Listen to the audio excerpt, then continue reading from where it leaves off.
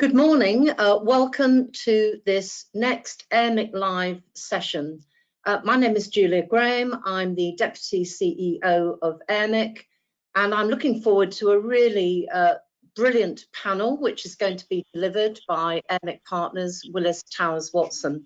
Now, this morning, for those of you who are up and around early, may have seen an interview with the UN Director General, who declared that the #1 objective for the United Nations in 2021 is the climate. So we couldn't really have a more appropriate subject today, where we're going to focus on issues relating to climate with our colleagues. And if I can now just go to the title of our next sessions, that's right, thank you. So we're going to go into Climate Quantified. And we're going to talk about the Climate Resilience Hub with our colleagues. If I go through the learning objectives of what we're trying to achieve today, it's to learn about why climate change should matter. Now, that might seem terribly obvious to you, but I think we're very good at talking about the subject. But today we're going to go into a little bit more about the quantification and some of the rationales attached to that. Another expression that is often used is ESG. But what does that actually mean, and where does climate change fit into that? We're going to walk through the Climate Task Force on Climate-Related Financial Disclosure, again, an acronym that's often used, TCFD, but why does it matter? And very importantly, why does it matter to risk professionals? There's a pulse survey that Willis Towers Watson are developing on TCFD, and we're going to take the opportunity to invite our colleagues from Willis here today to explain what that is. And then we're going to close off the session today by exploring the human capital dimension. Now, we do like our webinars, like today's, to be interactive. So this is how you ask questions. Go to the questions panel in the GoToWebinar console, and if the console is not visible, click the orange arrow to expand it, so you have no excuse. The format that we're going to take today is that you should feed your questions through when you're ready to ask them, but we will pose those questions typically at the end of today's session, and the number will depend on the time that we have. But keep them flowing. As I've said, this becomes much more interactive if those who are online are prepared to take part. So without further ado, I'm going to pass you over to our Willis Towers Watson chair for the day, Iram. The stage is now yours, and thank you very much indeed for being with us today. Thank you very much, Julia, and great to be with Airmic audience again. I'm becoming quite regular in this space, so thank you so much for letting us entertain you for the next hour or so. So I'm director at Willis Towers Watson Corporate Risk and Broking segment and responsible for client engagement within the Climate Resilience Hub. I would like to give you a little bit of a background about who we are. Willis Towers Watson launched Climate Resilience Hub earlier in 2020 to help organizations manage climate-related risks and seize opportunities of transition. Today we've got fantastic speakers from the Hub, and we will be presenting you with some insights along the lines of outcomes that Julia mentioned, and it will be a question and answer session between my colleagues, and they will all introduce themselves in a short while. But first, let me give you a little bit of a background why we are here today. If you're all familiar, the global challenge of transitioning to a low carbon, climate resilient economy increasingly dictates that climate considerations are an integral part of financial decision making across public and private sectors. So it is crucial for organizations to assess, quantify, and manage climate-related risks in order to form an orderly transition, protect financial sustainability, brand reputation, and unlock hidden opportunities for growth. So this comes under 4 pressure areas, and this is exactly why climate change should matter to the organizations. So if I give you a little bit of details around these 4 areas, I would like to start with the regulatory aspect. Climate is posing a systemic damage to countries, and it needs to be addressed from the very high level to make sure the financial system, i.e. all the regulated entities, understand the size of exposure. And in a short while, we will touch upon the developments happening in the UK and other countries around the world. And then the next stop is investors. BlackRock, as you all know, the CEO of BlackRock writes to everyone saying protecting assets in the long term for climate change is crucial, and aligning their assets with the Paris Agreement scenarios is expected going forward. And of course, the credit rating agencies are talking about the ESG matrix and the targets. So then it automatically impacts other stakeholders and public. No surprise to see all advertisements going around full of critical messages around going green, our response to climate change, and how we help the communities and so on. And that actually leads us to think about the protection gap. It is a life-changing issue for insurance and risk industry because, as we know, currently risk of climate change is held on the balance sheets of many organizations. And that number needs to be managed. So given the fact that most of you are in insurance and risk industry, we all have a responsibility in that. So without further ado, I would like to now bring in my esteemed panelists for today. And I would like to bring Damien Carnell. And Damien, could you please tell us a little bit about your background and what are you hearing from the organizations about their commitments around ESG and the reflection of that into the human capital strategies? Thank you, Iram. It's Damien Carnell. I'm an accountant by background, so when I look at the financials of a company, I come at it from what can easily be seen in terms of money. But my specialization within Willis Towers Watson is executive compensation. So I'm listening at board level to companies setting out what they believe the company should be about, what their forward-looking plans are, what their risks and opportunities are, and what they're seeking to achieve and deliver. And a fair chunk of that is delivery of the financial results. But at the same time, there is an awareness of ESG, environmental, social, and governance issues, the framework within which the reputational capital of the company is managed. It is an investment decision, and how those aspects are managed are utterly vital. And a lot of boards are hearing now, just like BlackRock, many investors are saying to companies, what are you doing about climate in particular, ESG generally, but climate in particular, because we as outsiders, owners of the company, are concerned, and we want our companies to be properly managed and there in sort of 30 years' time, successfully throwing off good financial results, not taking excessive risks. And we want to know a lot more about it. And that's really where the climate agenda really starts. And it's also the pressure, I must say, which has given rise to the advent of TCFD, a whole set of new informations about the climate profile of a company, which will be for UK listed companies mandatory for 2021. Iram, back to you. Sure. Actually, this is good to hear that climate actually cuts across all the ESG factors, as you can see here. It's not just the environmental aspect of it, it's the social piece and the governance piece around the matrix and targets.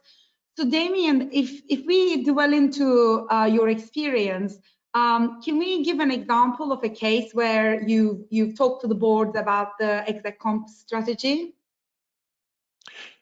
Yeah, this is a real live FTSE 100 company, and it's in the pharmaceutical sector. It's done, unlike some companies, for example, airlines, which have been completely devastated by COVID. The pharmaceutical industry has done quite well, in particular this company, but they are acutely aware, being a global operator of their supply chains, of their social responsibilities, being a pharmaceuticals company, having a wider objective and views on this kind of thing is very important. So the Sustainability Committee teamed up with the Executive Compensation Committee or Remuneration Committee to commission some work around responsibilities and brought stakeholders together in HR, the reward team, the sustainability team, and also the legal team to do with disclosures, to do with exposures and reporting, and to swap notes. And some of these people had never met before. It's very interesting.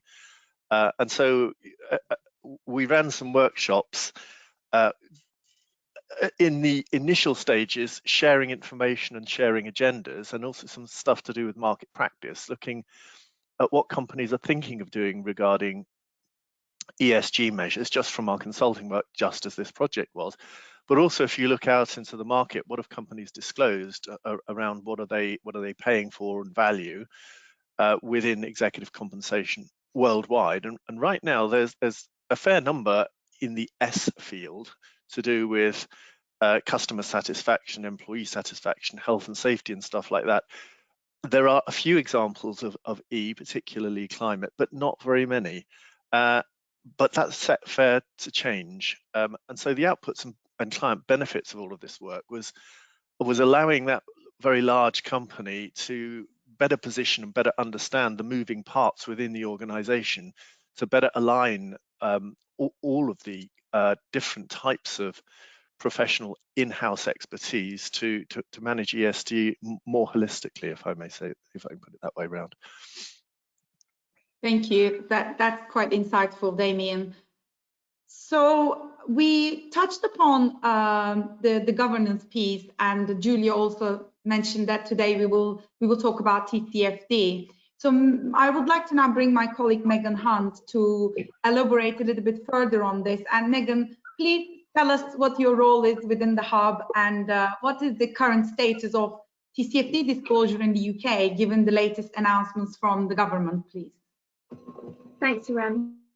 So in the Climate Resilience Hub, I sit as a central program manager to help coordinate our value proposition across the different teams in Willis Towers Watson who offer a client service so that it can be centralised in the hub and benefit from our various expertise, such as Tony, and obviously from the hub we've brought in Damien from the human capital practice as well. So I sit to kind of bring together all of the knowledge that we have across the business. So I suppose I'll start by kind of answering your first question, Irem, around the kind of UK stance on TCFD. So it was announced quite recently, just the other week, by the Chancellor of the Exchequer, Rishi Sunak, that the intention is to actually make TCFD mandatory across the economy by 2025. Previously, there was a consultation open with the FCA to look at just making it mandatory for premium listed companies by 2022, but the stance is to make this broader.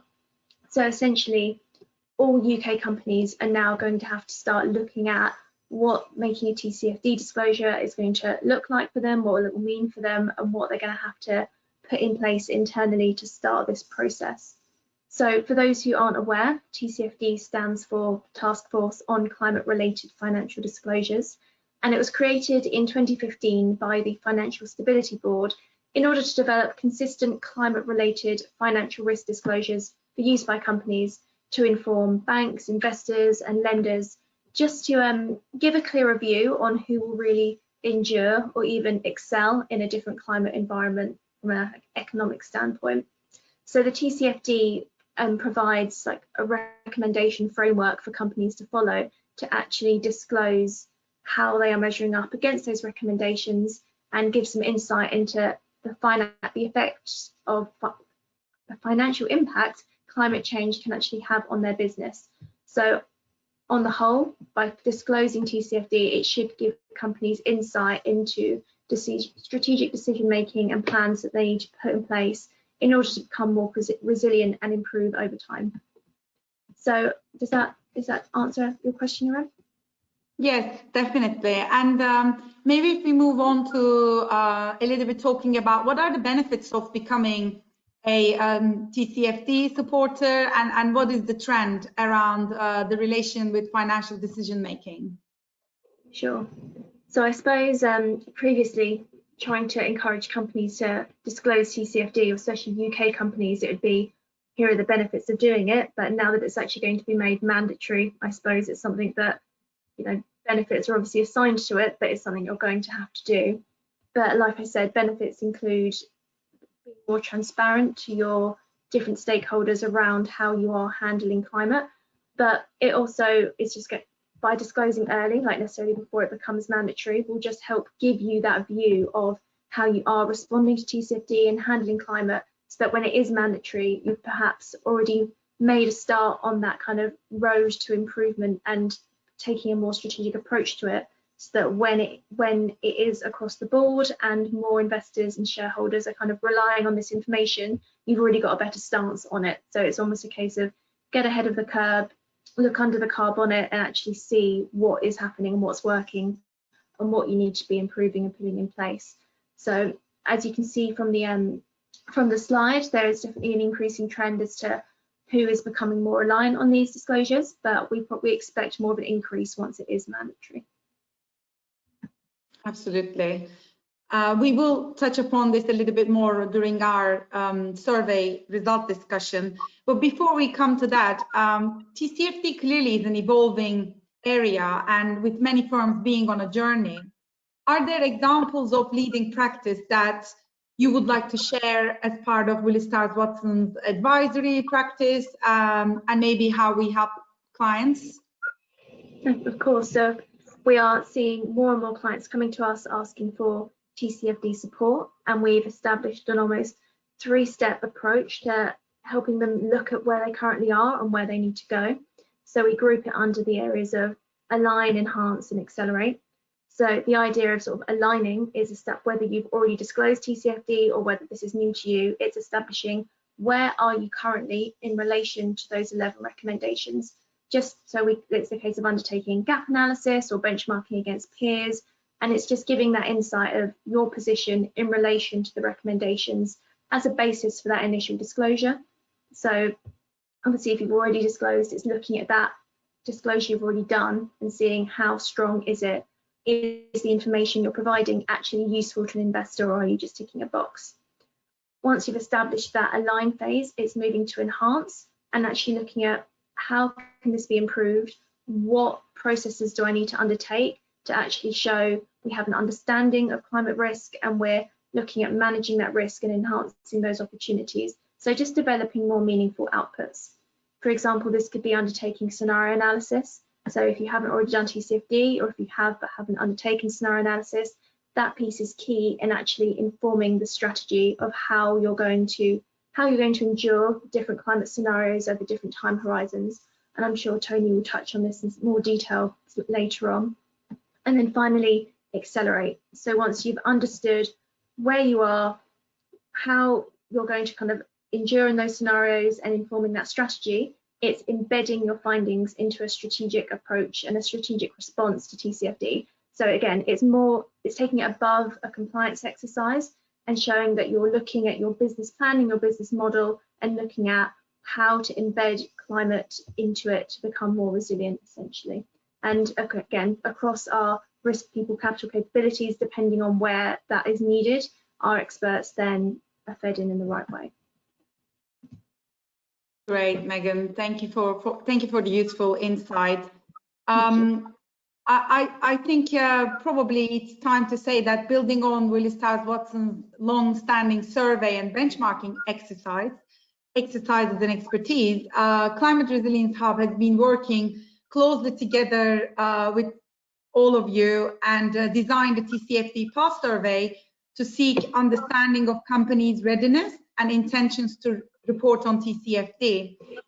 So Megan and Damien, please tell us a bit more about the survey and its results and how you discuss it currently with UK firms and maybe the foreseeable next steps. Probably I would leave you to give us a bit of a hint about what are the people are doing out there. Thank you. I'll kick off, Megan, and then maybe you can dive into some more detailed numbers in the boxes. The idea of the survey really was to say to UK companies, TCFD is out there in the world. It's going to become mandatory. are you aware? Where are you in terms of your preparedness for that requirement?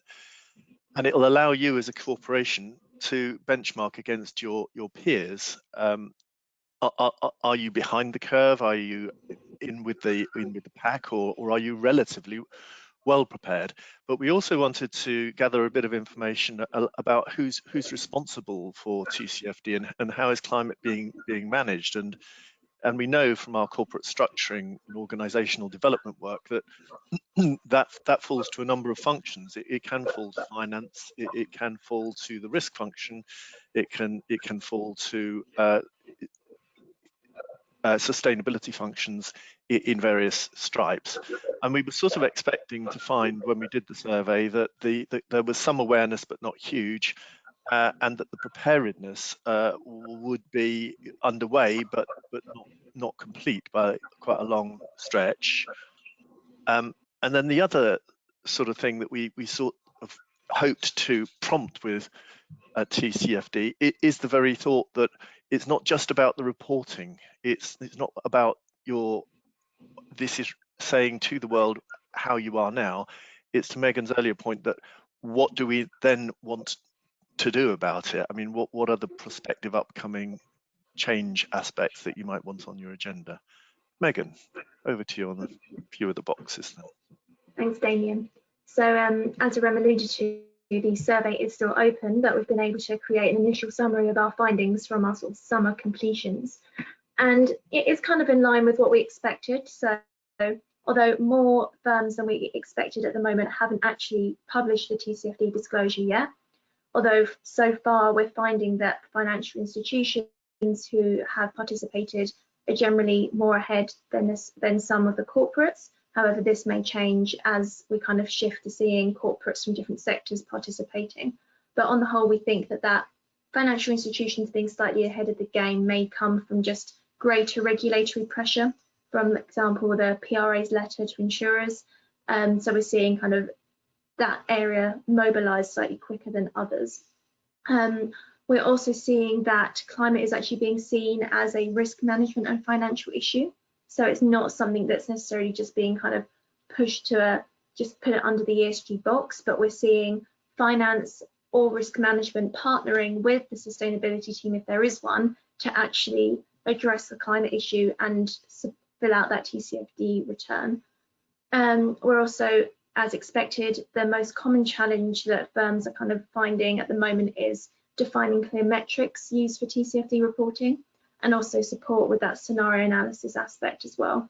So we'll be publishing further updates to our findings in kind of segments as we get more responses, but this is sort of in line with what we expected to find. And you know, as time goes on and more firms complete this, then we'll see changes as to how prepared, or when they've actually gone through the process, they may find different challenges of being faced, rather than just sort of the initial prospect of how do I complete it. It's going to shift to how do I improve it. Great, thank you both of you. And just to add to that, the disclosure requirements is under the UK listing rules, which is a general corporate governance requirement, is a comply or explain rule. In other words, if we as a company are choosing to disclose, that's great. We can all see what the disclosures are. If we're choosing not to, we're under an obligation to say why we're not disclosing that level of detail. And investors, and for that matter, others interested in the financing of the firm, including the insurance community, will be looking at not just at the disclosures, but at the nature and quality of the explanations given in the upcoming disclosures.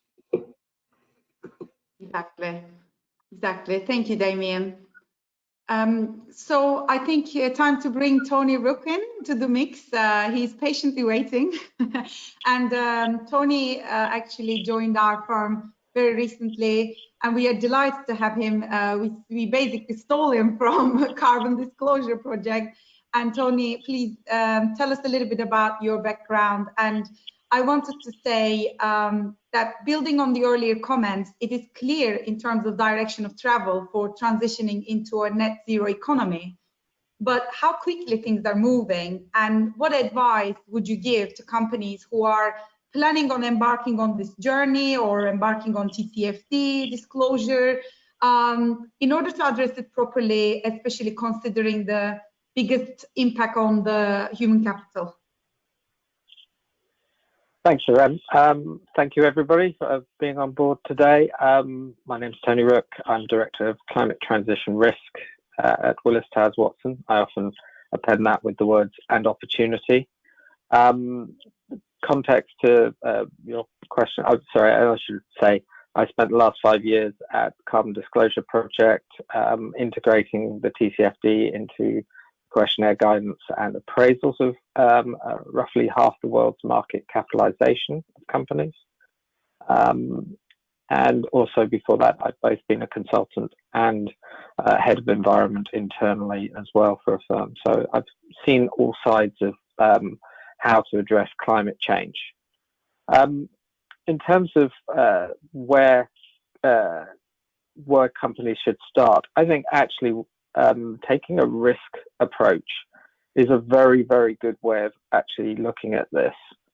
The reason being, this is a risk and an opportunity for each organization. There's a risk to the business model, there's a risk to operations, there's a risk financially, and there are opportunities because history will not be a reflection of actually how the economy changes over the next 10, 20, and 30 years. And when we talk in terms of risk related to climate change, we break it down into 3 particular areas. There's a physical risk, which is really what the risks from the climate impacting on the organization, on the company are. And we break those down into 2 types. There's an acute, which is basically when an extreme weather event impacts on those particular operations or locations. This year, this horrible year that we've all been enduring this year, had started with incredible fires and wildfires in Australia, and before that in California, that devastated lives. In Australia, over 3 billion animals were killed. And it had massive impacts on people psychologically, socially, and work as well. But it can also take place in terms of flooding, hurricanes, storm damage from that point as well. Second component to that is a chronic event.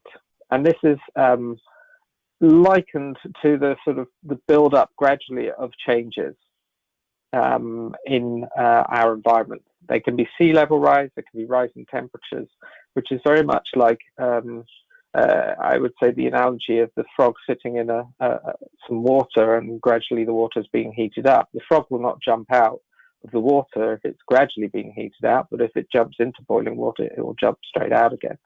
And we're seeing that with rising temperatures, that these are actually having systemic effects across the board, of machinery potentially going down, and staff actually finding it more difficult to work. So those are the physical risks. So it's the impact of the climate on an organization. There is also the transition component, which is the human response through markets, through finance, through strategies, through policy making, and through technological innovation to climate-related issues, either to try and make sure that we have the least amount of climate change, or adapting to it and developing new business models. This is now, I think, kicking off in a big way, and the next 10 years will be essential from a transition point of view. We'll see lots of changes in the marketplace, and we're starting to see them already. Some of the big oil and gas firms are starting to divest their oil and gas, or reduce their investment in oil and gas exploration, and starting to look at more diverse set of business models, for example, in power generation through solar and wind technologies. Those are the two major areas in terms of what TCFD identifies, but there's also a third area which sometimes gets labeled under transition, that's liability. And this is where we actually see actions taken by individuals, by groups of people, by organizations, and even by countries and regions. And that's to try and claw back to actually get remuneration or from the fact that they have suffered climate-related losses. This has kicked off in the last 5 years dramatically, particularly in America, Australia, and increasingly in Europe. And just this last week, we've seen the European Court of Human Rights progress to the next stage, an action by 3 individuals in Europe, taking the European Union and the countries within it to court to say that you're not doing enough on climate action. We also saw in Australia recently an example where an individual took their pension fund to court and successfully won. They settled out of court, but have forced that pension fund now to set a net zero target along the lines of its climate change. So all of these are causing drivers of what you need to look at within your organization, and having this identification, quantification, and then management of risk is so important to underpinning what strategic decisions you make through this next decade or two of change in the marketplace. So that may seem a little bit daunting, but we have a 5-step process to help you think through how this, how you can achieve this. If we move on, we can see that there are 5 steps that help you do this in a, I would say, sort of eat the elephant in bite-sized chunks rather than trying to do everything all in one go. The first step is actually trying to understand, is this a big issue for us? It's that realization that climate change does actually have an impact, whether it's within your operations, in your supply chain, in your customer base, or because you're finding it more difficult or having to explain more to the financial sector, whether that's through equity or through debt instruments. Once you've realized this, you need to actually understand, maybe qualitatively, what are those key risks that will impact on my organization. And I've identified 3 categories there. But climate change is really a transverse risk that can impact across the board and simultaneously in multiple different areas of the business. This really then needs to sort of feed into how you identify it might impact your business model, your operations, your balance sheet, and what liability you might have. And then what can you actually do about it? So you start developing a plan and evaluate what the pros and cons are. And this really is where this TCFD reporting comes in, because using scenarios, as Megan talked about earlier, is a key part of identifying the potential range of financial impacts for your business model, for your balance sheet, and then also evaluating what your responses could be to that.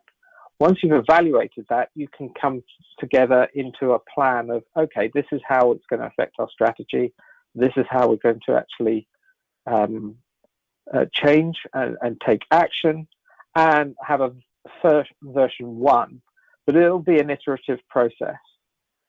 You won't be able to, in many cases, just be able to click your finger and go, right, we're transitioned, we've done this. It'll be an iterative process.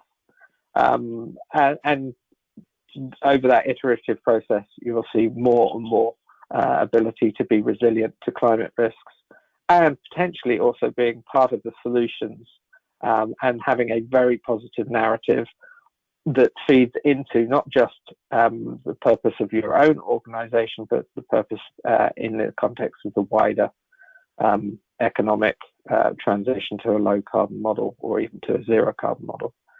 So all of those aspects then in your transition plan feed into actually establishing the low carbon business as usual model, moving away from the current business models which don't incorporate carbon.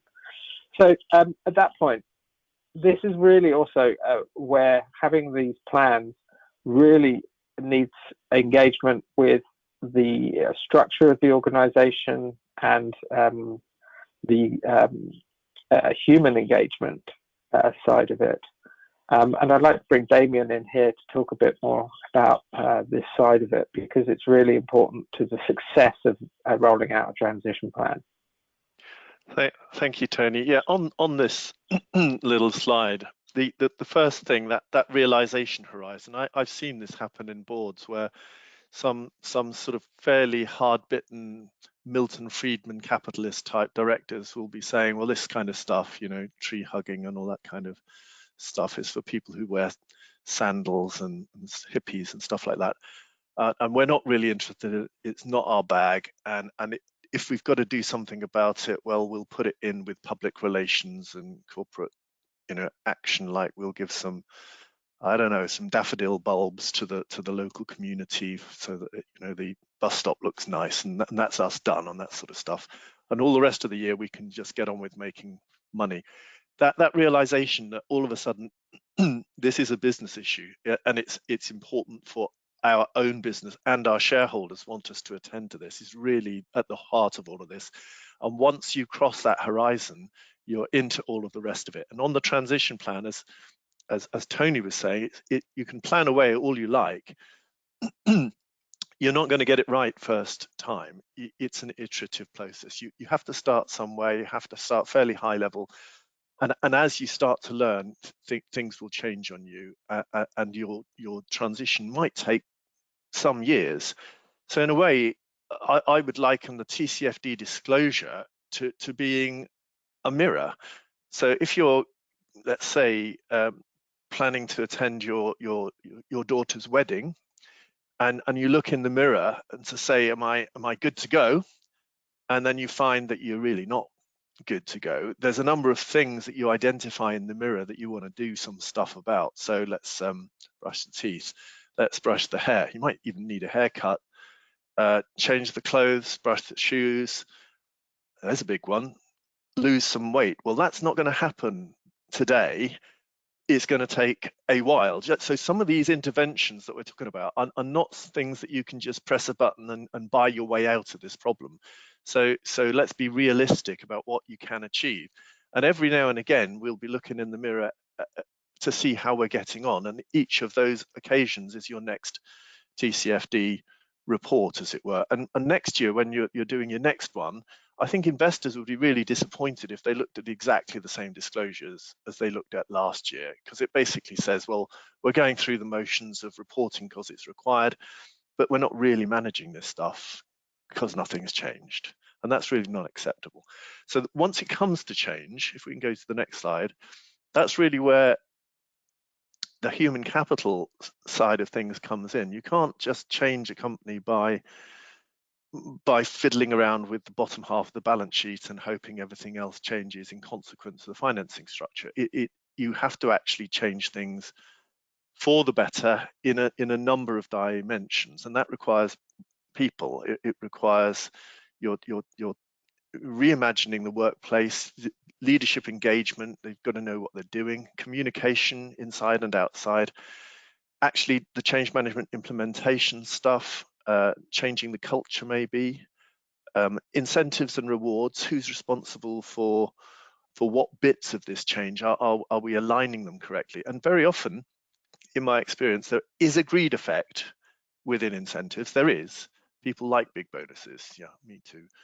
But it's not the only thing it's doing. It is actually a very, very loud communication tool. if I'm saying to you, well, why don't you do this? That's one thing.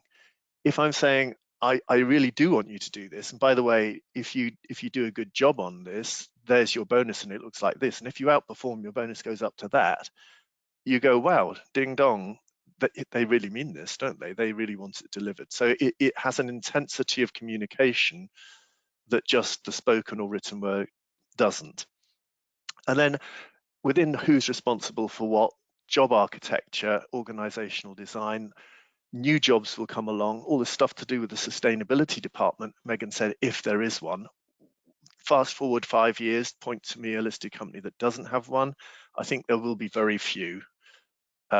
Investment and retirement, resilience in the investment strategy. You know, the pensions gap, your funding pensions gap might be bigger or less, depending on how you're attending to this kind of stuff. What about your exposure to other forms of change, like regulatory change, carbon tax, and all this sort of stuff? So there's a lot. There's quite a lot. And depending on the footprint of your company's operations and current start point in terms of exposure to a number of these areas, risks, and Tony's right, opportunities. If you're a first mover in an industry where your competitors are all laggards, actually you've got a great opportunity to start eating their lunch if you're smart about how you go about that. So it's not all just bad news here, but the other mistake which we really mustn't make, which is that this is all optional. Eventually change will come.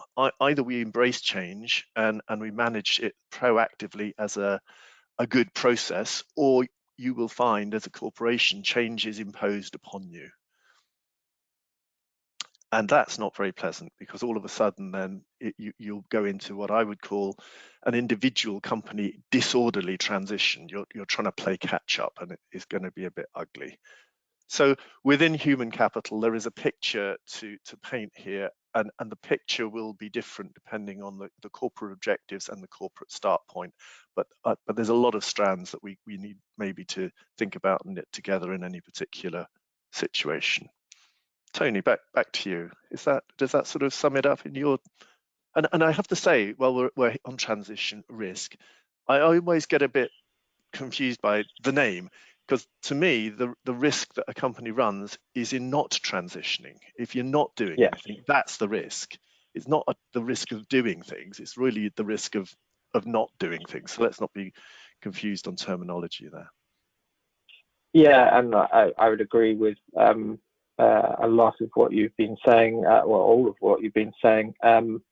I've even seen that myself in board level discussions as well, that light bulb moment go, it's not a tree hugger issue. We can make money out of this. We can do good. We can engage our staff. You know, there are so many benefits that a lot of organizations and boards are starting to see. Actually, there is, this is an opportunity. This is an opportunity to provide services, to reinforce the brand, to do good, to be a force for good and a purpose-led organization in the world as well. So, but a lot of it starts with, can you identify what the risks are and the opportunities?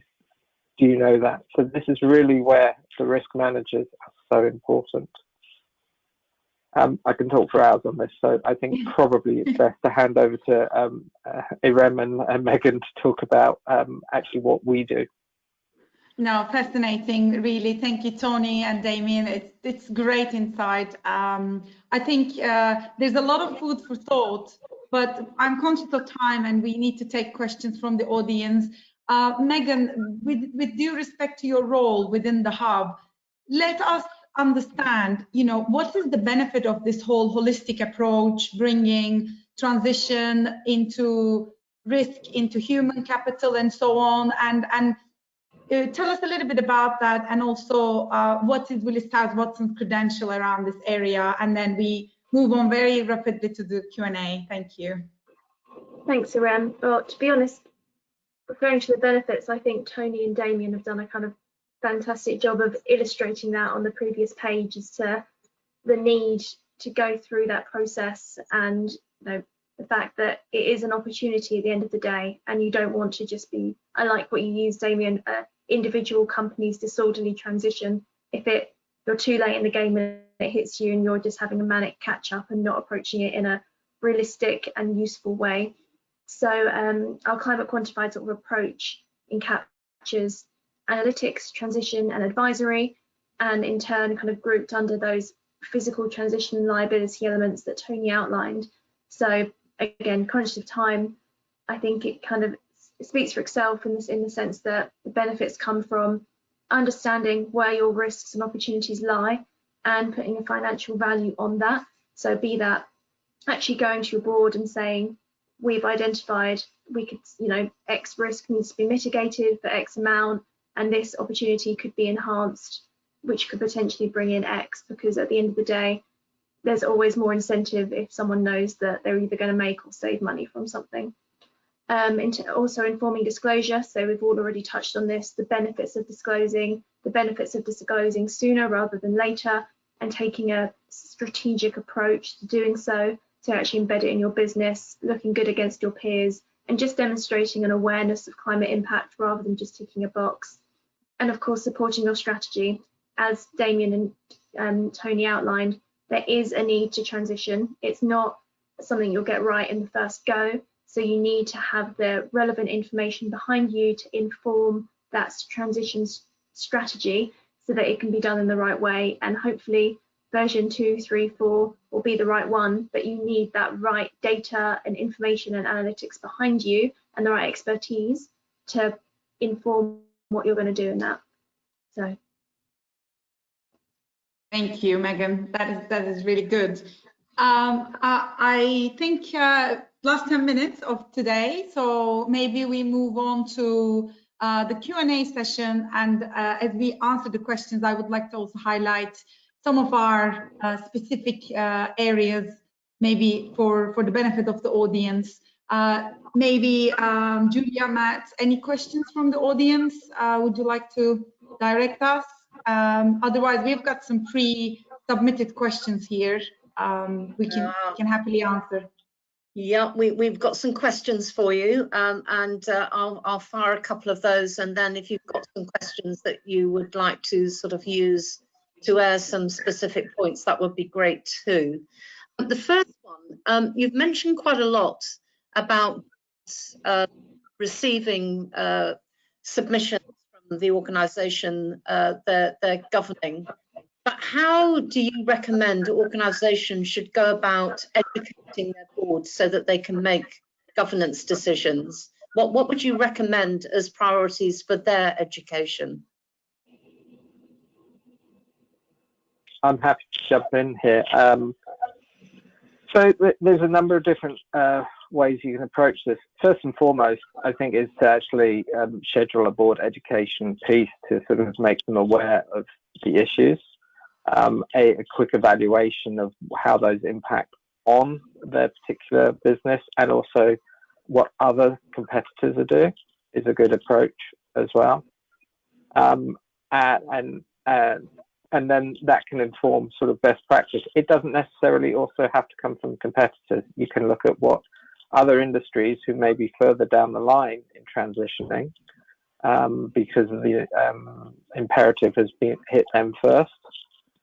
As well, what their best practice is, what lessons learned there. But yeah, bringing an outside expert also helps, because sometimes boards don't necessarily always listen to their own staff in the same way they listen to an external party. That's very true, Tony. I'd echo that. And anything to do with a briefing session or a workshop to allow people to speak but learn and listen at the same time is all very, very helpful. And particularly in the context of TCFD becoming mandatory, it is actually a communication into the report and accounts to your investors. That's a board responsibility. So that's a natural trigger for educating the board on the mandatory requirements and its potential implications. Thanks very much, Damien and Tony. Some great advice there. Got You talked a bit earlier about supply chain and supply chain related issues, but what are you seeing in terms of particular suppliers being more demanding than others, perhaps inserting compliance with TCFD into supply chain agreements? Is that something that you've come across and can comment on? Again, I've seen this quite a lot, particularly when I was at CBP. Purchasers, in particular, were really writing it into their contracts to say, if you do not disclose, then you will not pass the first, I would say, sifting of which suppliers we might actually choose. And there's a very good reason for why they do that, is because there is potentially quite a lot of risk in their supply chain. Many manufacturers actually find that if they look at where the impact on the climate is, it isn't actually within their operations. It's in their supply chain, and therefore the risk on their balance sheet is very much in there. And they're learning lessons from where we've had interruptions before. So we look at the massive floods in Thailand that took place about a decade ago. That massively impacted the automobile industry as well as computer industry, because some key components were almost exclusively manufactured in a particular region. And as a result, the likes of Apple, the automotive manufacturers, couldn't actually produce their products at the same level. So that was an example of a physical risk that actually manifested itself from an acute event. And we're starting to see that also in finance provision as well. Less of a supply chain issue, but starting to see, for example, Tesco has a corporate loan of 2.5 billion that they've just renegotiated, and they get preferential rates if they hit their environmental targets. So that's a sort of example of a client supply chain value. There is others down there, but there's a huge amount of purchasing power now going behind this, and TCFD will be very important to that. Yeah, that's right, Tony. And it's not just climate. Occasionally within supply chain, we've seen it elsewhere within human capital.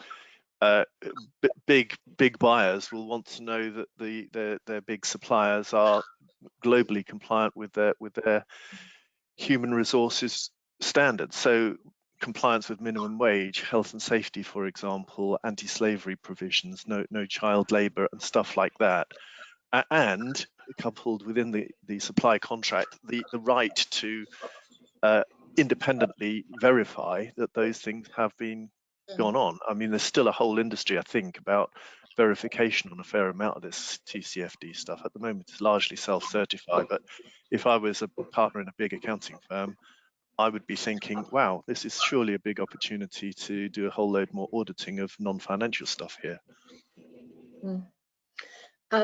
Thank you very much. I'm going to try and sneak in 3 quick questions while we've got the time. The first one, quite interesting actually, because it links to the supply chain question.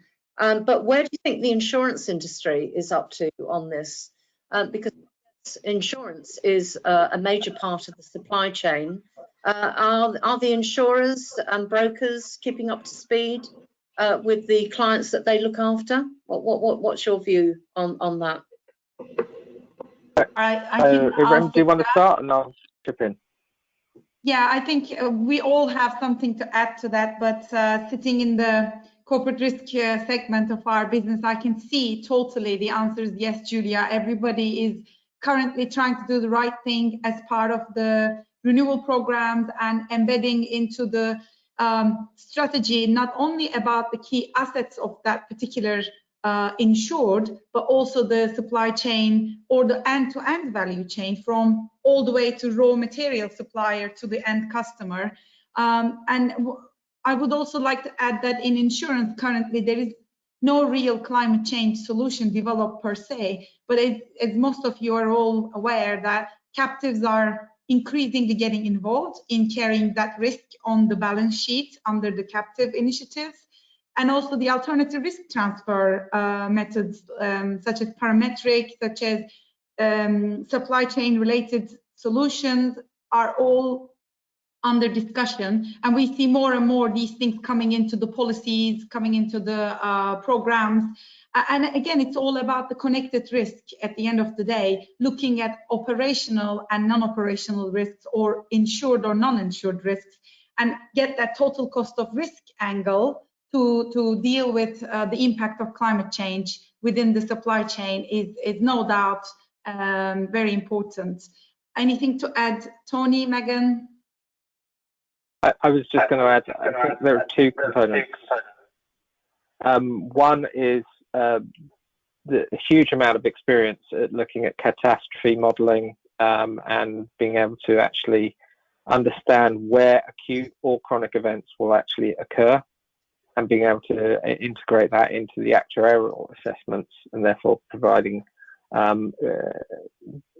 good quality cover for these insurance events. That's one aspect. I think the other aspect is more sort of a more progressive transition-based insurance, where we're starting to see a lot of insurers, for example, are saying they're not insuring new coal, whether it's mining or power plants, and they're starting to take screening procedures on that increasingly, and we're seeing this also in the financial services industry broader than just insurance.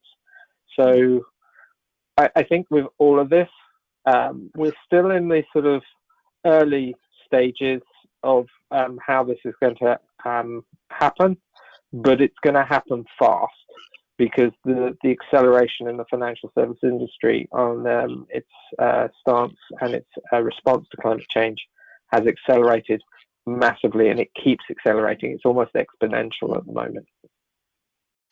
Thank you very much for that, Tony. I'm sort of going to nip in here because we've only got 2 minutes left.